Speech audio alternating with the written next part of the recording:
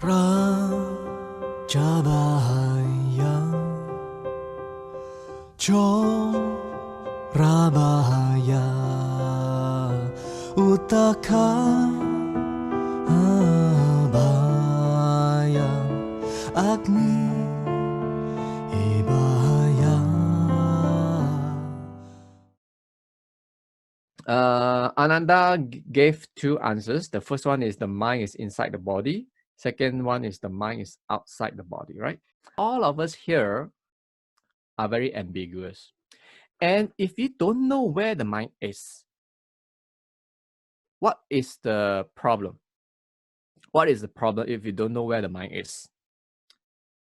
When your mind is agitated, for example, now you are chanting Amitabha, you are mindful of the Buddha, Amitabha, Amitabha, or you are meditating, and suddenly a thought has arisen in your mind.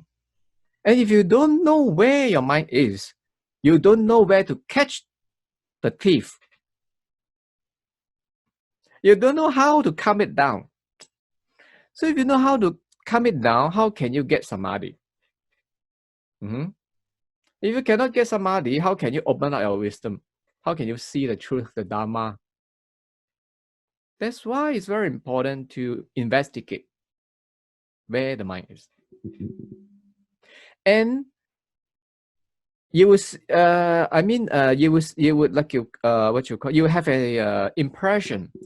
The reasons given in the sutra by the Buddha is very imaginative one. Now hanging in the air, and then the Buddha eyes become your eyes, and then the lamp. Why so tedious one?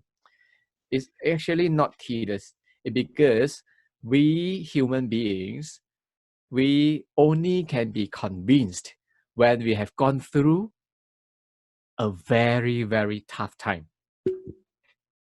You understand? When they've gone through a very, very tough time, the Buddha explained to you, I'm not outside, not inside, and then later on not in between, and then later on not in the eyes, and then why? After we have gone through a hard time of debating it, then only you would be convinced, oh yeah, the mind is not like that one, it's like that one. You understand the what you call the intention of the Buddha. Okay, so the Venerable Ananda has given 7 proposals where the mind is, and all these 7 proposals were refuted by the Buddha.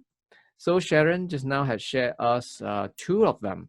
The mind is inside and the mind is outside, and both proposals were refuted by the Buddha, being the first reason, if the mind is inside, it should see within. And in actuality, the mind cannot see within, can only see what is outside. That's why the mind cannot be within the body, inside the body. Okay, this is the first reason, refuting Ananda's first proposal. And then the second refutation is why the mind cannot be outside the body. Because when the mind is outside the body, it would like it's 2 separate entities, 2 separate bodies. Like my body and your body are separated. You are outside my body. So when I eat, you won't be full. And when you eat, I won't be full. Because your body and my body are separated. Okay? That's why you are outside me. Something is outside you, is not related to you anymore. He eats, you won't be full. You eat, he won't be full. This is in actuality. Okay? So your hypothesis, the hypothesis here is the mind is outside the body. Hypothesis doesn't mean it must be right. Hypothesis only. So if the mind were outside the body, it's as if another person of you. So it is not related anymore. Your mind and your eyes, your body are not related anymore. So when your mind outside sees, your eyes here should not have seen. When your eye sees, your mind should not know, because it is separated outside your body. Correct? So now the problem is, just now Sharon had given you an experiment When you close your eyes, you think of the bad things, bad memories, your body will shiver or whatever. When you think of good memories, your body will react with a smile, correct? So it means the mind, our mind and our body are related. It cannot be separated like now outside your body. So this is how the Buddha refuted the second proposal, logically. Okay, so Shurangama, you will see it is very logical, yet beyond logic. So we repeat, Shurangama is very logical and yet beyond logic. Means that if you use your logical mind to think of an answer, it seems to you it might be very logical, it sounds logical, but actually it is not. So after you have learned the awakening gateway, you see all the logics that created by human beings are actually not logical.